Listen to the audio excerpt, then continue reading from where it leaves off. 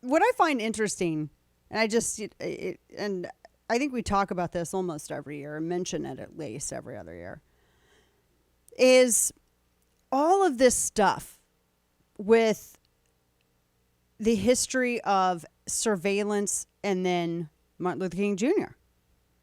I mean, because y'all know that the FBI spied on him.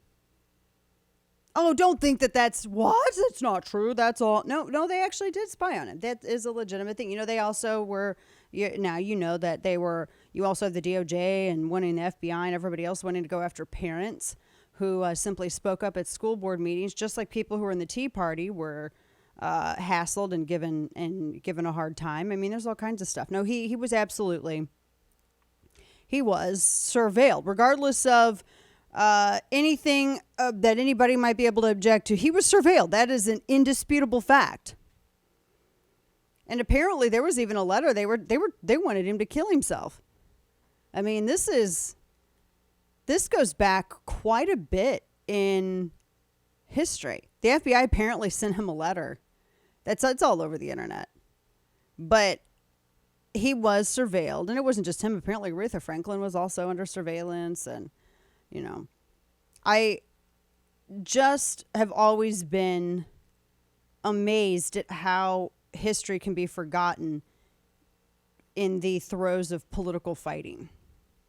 Because I think that they had a couple of years ago, I don't know if they did it this year, but I remember we had talked about this at the time back in 2020. Do you remember when they had this?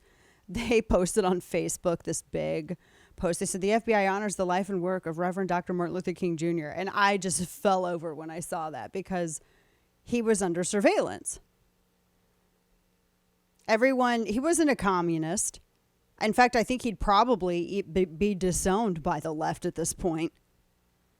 But they had the FBI and the COINTELPRO, which was a counterintelligence program that was supposed to fight communism, et cetera, et cetera. And you had, the Red Scare. This was the big thing in the 50s, and he was swept up in that. Even though what he was actually talking about in the vein of faith-based protest and peaceful faith-based protest is the antithesis of communism, because communism is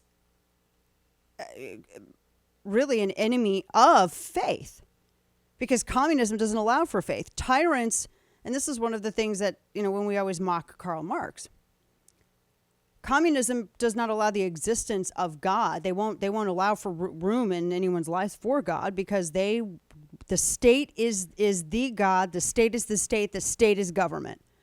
Anything else is competition for control. And regardless of, all of the noise, he talked about faith-based protest. That is absolutely antithetical to anything in communism. Communism, I mean, does not allow, it is not, there's no faith-based anything. So I just always thought that was kind of, but there was a lot of surveillance. They apparently record. I mean, he wasn't a perfect person. I mean, is anybody? Good grief. But he wasn't a perfect person.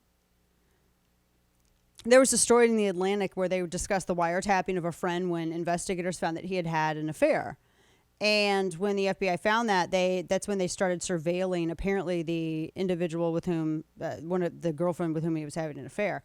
And they wanted to suppress what he was doing and suppress the civil rights movement by exposing all of that. And I do think, and you got to remember, like, a lot of the people that were running this stuff, I'm just going to say, they were Democrats. They were.